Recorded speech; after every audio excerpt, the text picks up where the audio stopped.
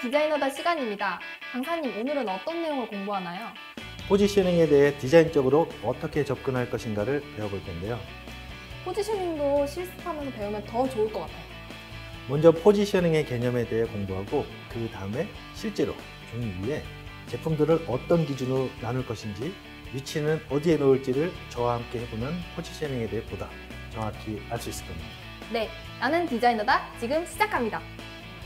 네, 서현 씨, 이제 지금 시간에는 이제 포지셔닝에 대해서 공부를 해볼 텐데요. 네, 포지셔닝이 뭐예요? 포지셔닝, 축구 좋아하세요?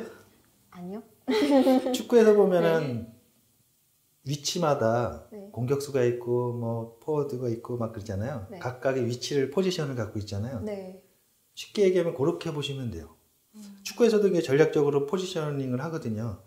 저도 수비수 맡은 적 있거든요. 그죠? 한번. 그러니까 예를 들어서 오늘 이 선수가 컨디션이 안 좋았다. 네. 그러면 선수를 교체하든 또는 자리를 위치를 바꾸든 해서 그 포지션을 바꾸거든요. 네. 쉽게 얘기하면 그렇게 보시면 돼요. 제품도 마찬가지입니다.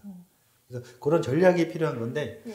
여기 화면을 보게 되면 이제 우리가 마케팅 부분하고도 굉장히 밀접하게 관련이 돼 있어요. 디자인 분석을 할 때는 보통 우리가 얘기할 때는 이게 STP 전략이라고 하는데, 네. 그러니까 STP가 뭐예요? STP는 요 앞자를 이제 딴 거예요. 음, 세그멘테이션은 이게 시장 세분화를 얘기하는 거고요. 시장 세분화 전략입니다. 그러니까 STP는 전략입니다. 전략에 대한 내용들이라서 우리가 지금 공부해야 될 부분은 포지셔닝에 대한 전략인데, 네. 디자인적으로 어떻게 포지셔닝을 전략적으로 접근할 것인가, 그거에 대해서 우리가 공부를 해볼 거예요. 네. 그러니까 시장 세분화를 한 다음에는 이제 타겟팅이 뭘까요? 어떤 거를 네. 사격수가 타겟을 그렇죠. 네. 그러니까 사격수가 조준할 때 타겟을 가지고 네. 쏘잖아요. 네. 그런 개념으로 해서 타겟 전략을 분석을 하는 거예요. 그 다음에 그 타겟 전략이 수립이 되면, 네. 그 다음에 이제 포지셔닝, 이 제품을 어떻게 위치시키고 어떤 전략적으로 접근할 것인가. 그 축구의 수비수. 그렇죠. 네. 그렇게 상황에 따라서는 위치를 바꿀 수도 있고, 그런 이제 포지셔닝 부분을 이제 접근하게 될 텐데, 네. 지금 우리가 공부해야 될 부분은 이 부분이긴 하지만 그 다음 수순으로 또 마케팅 부분에 요 포피 전략이 같이 접목이 됩니다. 이 하나의 수순으로 보시면 돼요. 그러니까 이거를 이해하고 있는 디자이너는 그렇게 많지 않아요. 저는 할 수 쉽지 있을 것 않아요. 같은데. 열심히.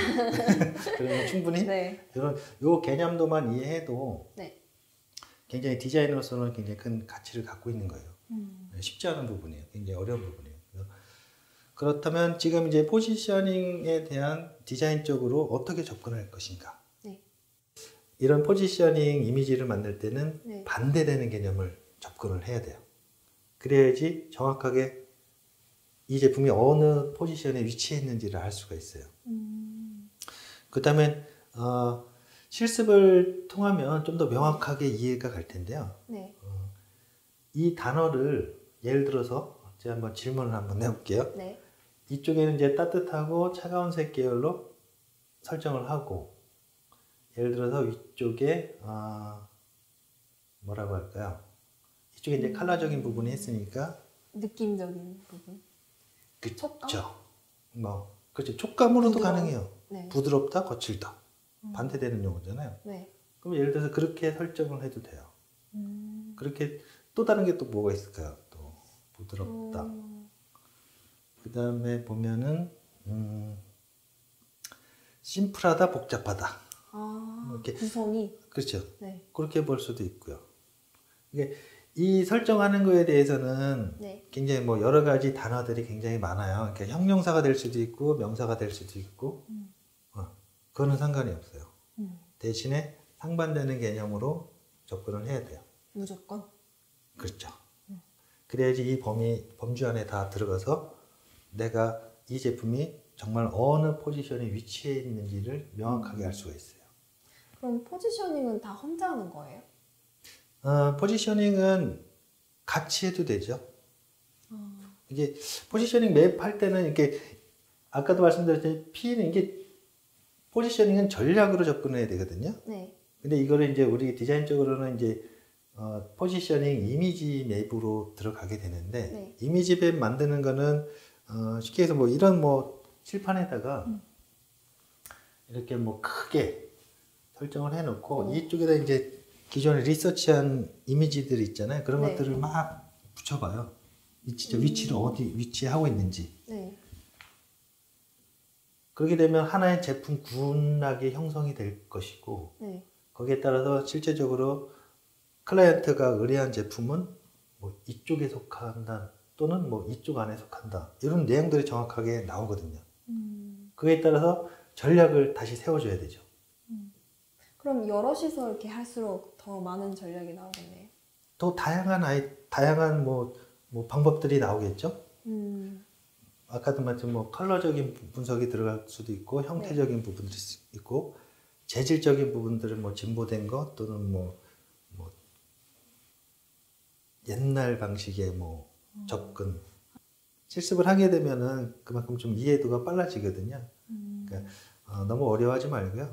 한번 실습하는 걸로 진행을 해보도록 할게요. 그 리서치된 이미지를 가지고 한번 포지셔닝 맵을 만들어 볼 텐데요. 네. 강사님, 그래서 제가 안경 이미지를 좀 찾아왔거든요. 잘하셨습니다. 우선은 전체적으로 맵을 구성을 할 때는 XY 좌표를 기준으로 해가지고 뭐 형태를 기준으로 갈 건지 또는 컬러를 상반되게 뭐 반대되는 개념으로 접근할 건지 또는 재질적인 특성을 기준으로 그 기준을 잡을 건지를 소연 씨가 먼저 정리를 해야 돼요. 그래서 지금 리서치한 이미지를 잘라서 한번 위치를 한번 잡아볼게요.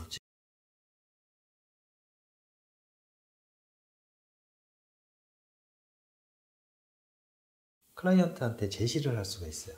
이 자체를 보여주는 건가요? 그렇죠. 왜 그러냐면은 형태적인 부분과 시장에서 요구하는 방향성이 여기서 어느 정도 나와 있거든요. 그렇다고 하면 클라이언트한테 보다 설득력 있는 뭔가의 데이터를 제시를 하게 되면 오히려 방향성이 디자이너가 제시한 컨셉을 제시한 쪽으로 수월하게 갈 수가 있는 객관적인 데이터를 만들 수가 있는 거죠. 시장의 트렌드가 어떻게 분포되어 있고 어떤 방향으로 흘러가는지를 파악할 수가 있어요. 보는 눈이 트인다는 거죠? 그렇죠. 보는 눈이 점점 올라가게 되는 거죠. 오늘 이 실습을 토대로 해가지고 앞으로 많은 보는 눈을 높일 수 있는 그런 좋은 기회가 됐으면 좋겠습니다. 네, 연습 많이 해보겠습니다. 네, 오늘 실습은 마치도록 할게요. 감사합니다. 지금까지 배운 내용을 정리합니다. 포지셔닝 전략이란 마케팅 전략 중에 하나인데요. 시장에서의 제품을 구분의 대상이 되는 고객 관점에서 본 위치 부여를 명확히 하여 차기 제품의 기획이나 디자인의 방향성을 전략적으로 관리하는 것을 목적으로 합니다. 이미지 포지셔닝을 하기 위해서는 평가 대상의 제품 이미지를 정확하게 설명할 수 있는 키워드를 선정해야 합니다. 평면상의 가로축과 세로축으로 직교하는 좌표를 만들고 선정된 두 가지 키워드와 상반되는 단어나 또는 반대의 의미가 아니더라도 그와 대응하는 뉘앙스가 강한 단어를 도출하여 좌표의 상하 좌우에 배치합니다. 작업은 일반적으로 담당자 혼자 진행하는 것보다는 디자인 관계자가 같이 모여서 의견을 주고받으며 진행하는 것이 바람직한데요. 혼자 독단적으로 판단을 하다 보면 객관성이 결여되기가 쉽기 때문입니다. 이미지 포지셔닝의 결과는 외관 디자인의 조형, 색상, 재질 등에 있어서의 개발 방향에 대한 목표 설정이나 현재 거점 확보를 위해서 주로 활용되지만 제품의 타깃 시장에 대한 방향 설정과 더불어 기능이나 성능, 그리고 가격 등에 대해 다양한 측면에서의 분석도 가능합니다.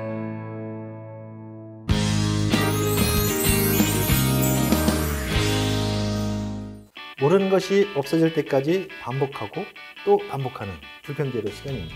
강사님, 이번 시간에 제가 할 과제는 무엇인가요? 전체적으로 CMF 분석을 하는 시간을 가져볼 텐데요. CMF가 뭐죠?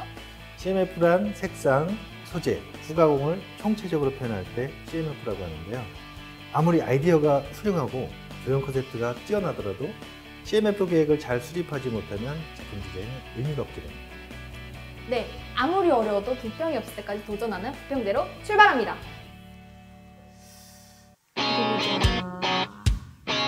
지금 하는 작업은 무엇인가요? 자도 넣고. 지금 이제 전체적으로 그 CMF에 대한 부분에 대한 분석을 하고 시각적으로 이제 나열을 하고 있는 부분인데요. 이제 기존에 이제 CMF라는 거는 이제 컬러하고 매트리얼하고 피니싱 방법에 대한 부분이거든요.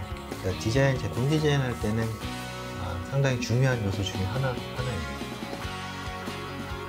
형태적인 부분에 저도 당연히 이제 컬러하고 매트리얼 재질에 따라서 형태가 달라지게 되는데, 예를 들어서 커다란 그 가로등을 만든다고 할 때 재질이 보통 플라스틱 재질을 쓰지 못하잖아요.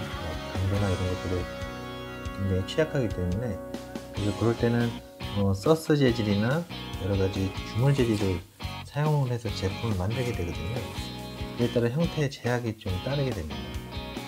그런 거를 종합적으로 알기 위해서는 이런 재질에 대해서 특성을 정확하게 좀 알아야 돼요. 한 시트 안에 모든 것을 다 집어넣기에는 좀 약간 무리성이 있습니다.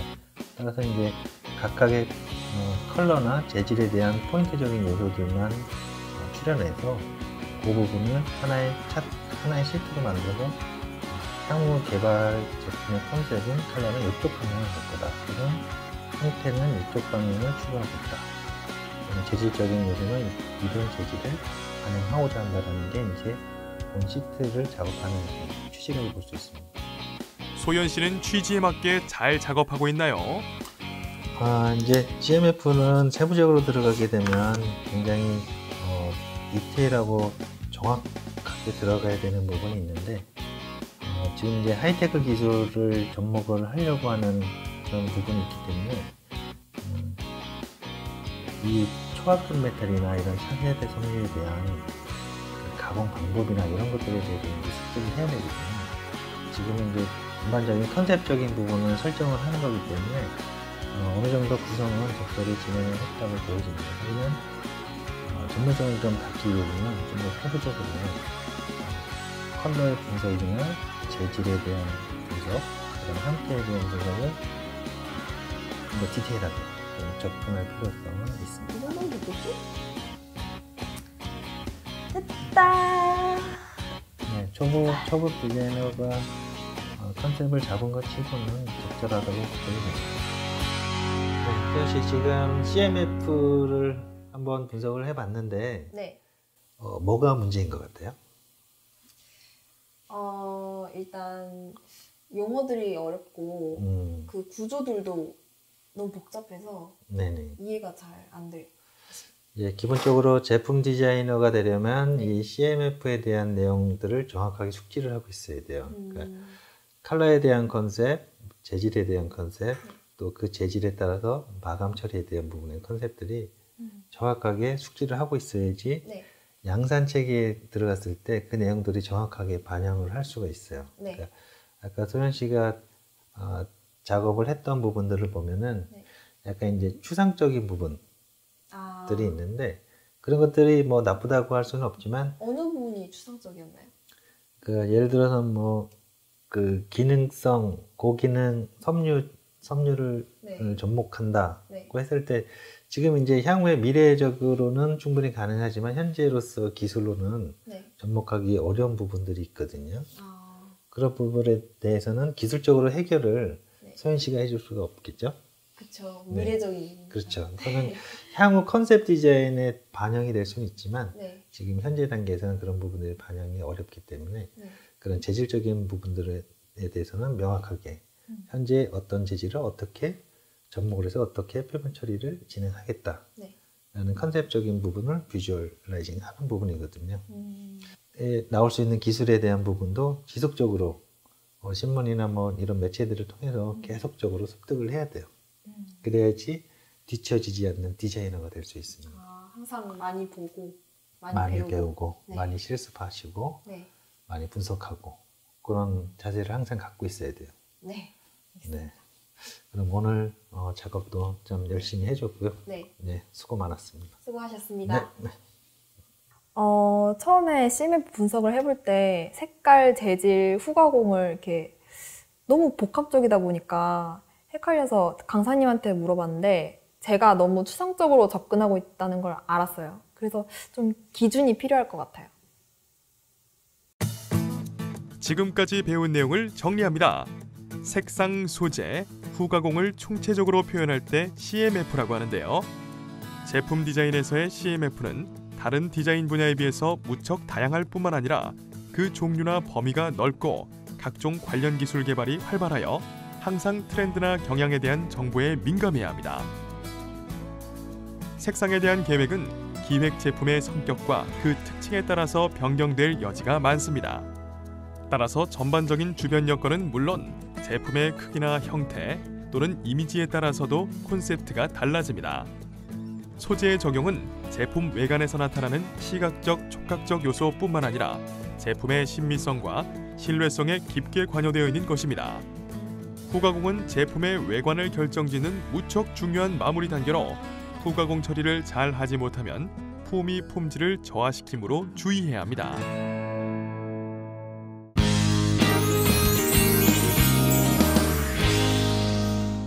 광고주를 찾아서 시간입니다. 강사님, 이번 시간 광고주를 찾아서는 어떤 내용인가요? 우리가 찾은 다양한 디자인 전략을 광고주와 논의해보려 합니다. 디자인 전략은 디자인 콘셉트와 다른 것인가요? 네, 디자인 콘셉트는 신제품의 부분적 지식이나 속성에 입각해 제품 가치에 대한 가설을 세운 것이거든요. 따라서 연속적인 피드백을 받아 현실성 있는 디자인 전략을 세워야 합니다. 아, 알겠습니다. 지금 바로 광고주를 찾아서 시작합니다.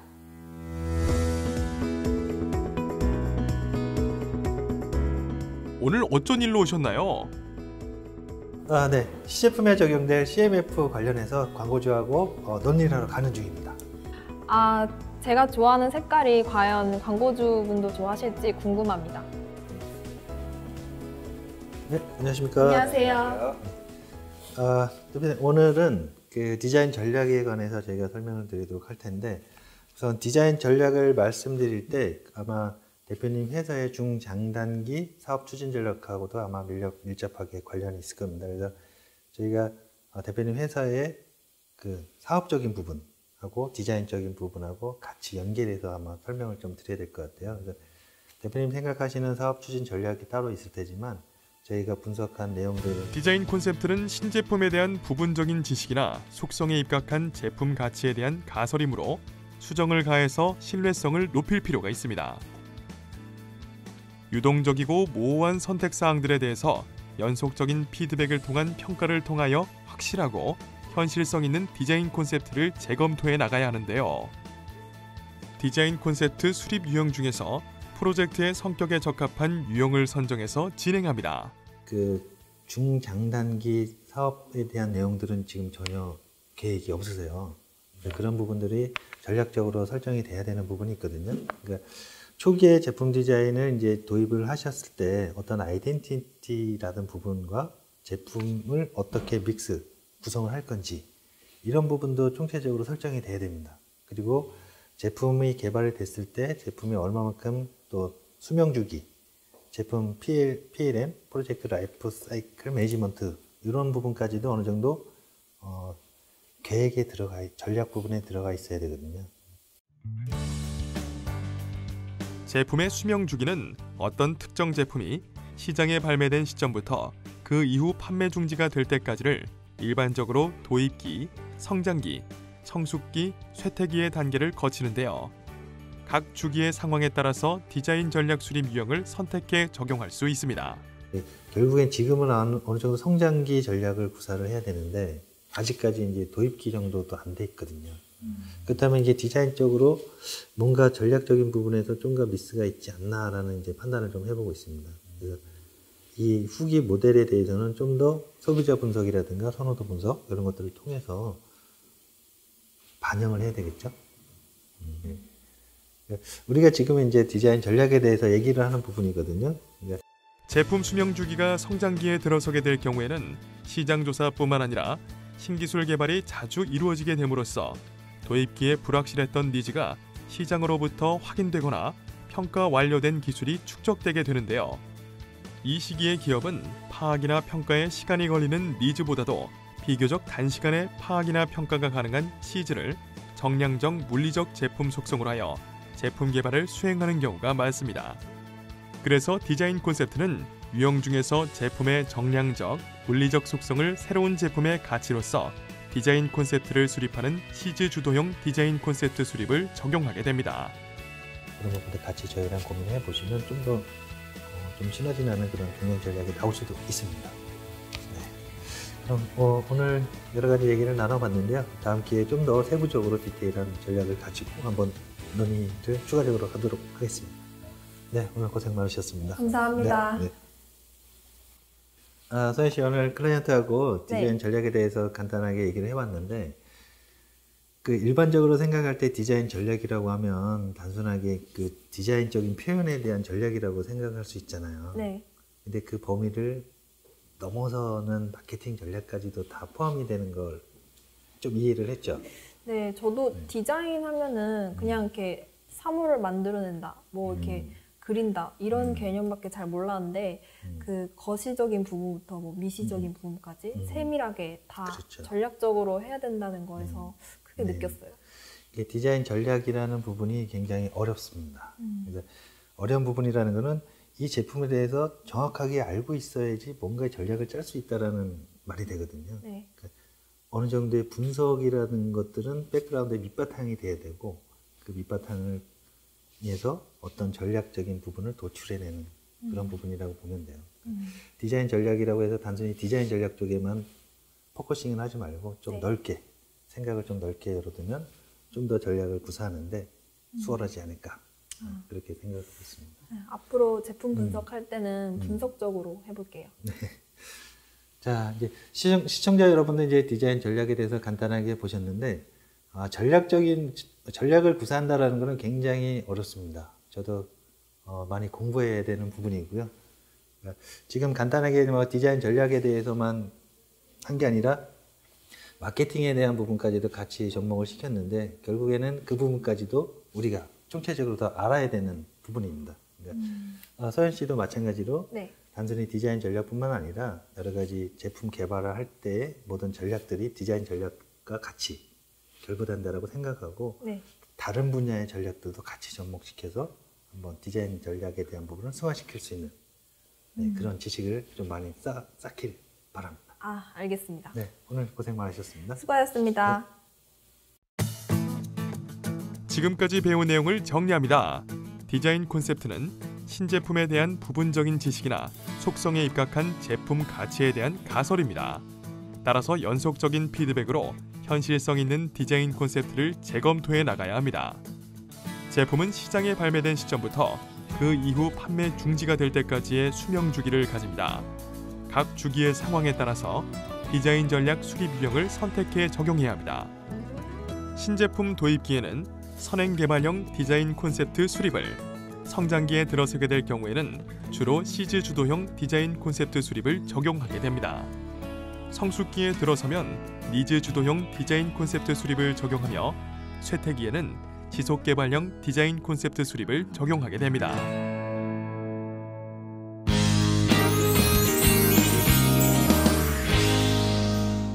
두뇌발전소 시간입니다. 강사님, 오늘 과제는 무엇인가요? 디자인 컨셉 시트를 실제로 만들어 볼까요? 네, 알겠습니다. 시트를 작성할 때는 되도록 짧고 간결한 단어로 표현하는 것이 좋습니다. 네, 짧고 간결하게 명심하겠습니다. 두뇌발전소 시작하겠습니다.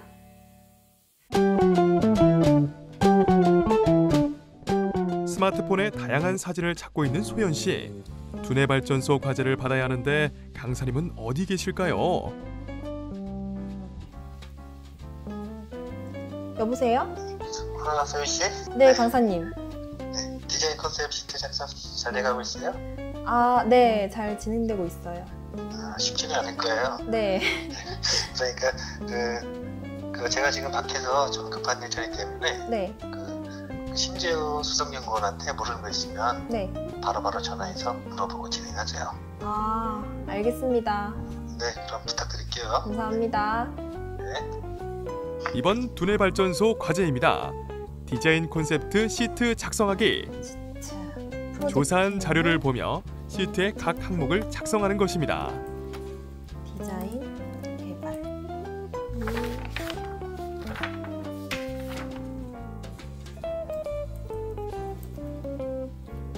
아, 이것도 아닌데. 아, 모르겠다. 연구원님한테 물어보자. 내용을 쓰는 게 쉽지 않죠. 이럴 땐 연구원님 도와주세요. 여보세요? 아, 안녕하세요, 연구원님. 제가 질문이 있는데요. 지금 제가 디자인 콘셉트 시트를 작성하고 있는데 제품 컨셉 수정안을 잘 모르겠어서 이거 꼭 채워야 되나요?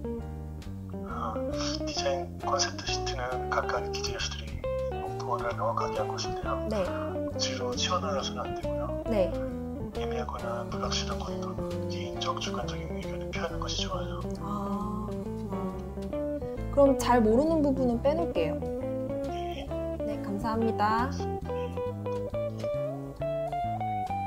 방법을 알게 된 소연 씨. 일단 디자인 콘셉트 시트는 명확하게 검토된 것만을 기록하는 것 잊지 마세요. 이걸로 해야겠다. UV G 70%. 이거면 되겠지? 이렇게 해보자. 끝! 지금까지 배운 내용을 정리합니다. 디자인 콘셉트는 대상이 되는 디자인 전략 수립 전반에 관한 방향성을 취합해 정리한 기본적인 개념입니다. 제품 콘셉트를 비롯하여 제품의 조형, 이미지, UI, 색채, 소재 등 상품의 소프트적인 가치를 다루는데요. 제품 디자인의 방향을 결정짓는 목표가 될 뿐만 아니라 그 이후의 디자인 작업에 대한 내용을 규정하는 의미로서도 무척 중요합니다. 따라서 디자인 콘셉트를 설정하기 위해서는 필요한 관련 정보를 수집하여 어떤 점을 목표로 할지 분명히 할 필요가 있습니다. 디자인 콘셉트 설정을 명시화하고 나면 디자인 콘셉트 시트를 작성하는데요. 디자인 콘셉트 시트의 각각의 기재 요소들은 목표의 명확화를 위한 것이므로 억지로 채워 넣으려고 해서는 안 되는데요. 애매하거나 불확실한 것은 물론 개인적이고 주관적인 의견도 피하는 것이 좋습니다. 작업에 대한 내용을 규정하는 것이기 때문에 콘셉트 설정 과정부터 주변 관련 부서 구성원들과의 소통을 원활히 하는 것이 바람직합니다.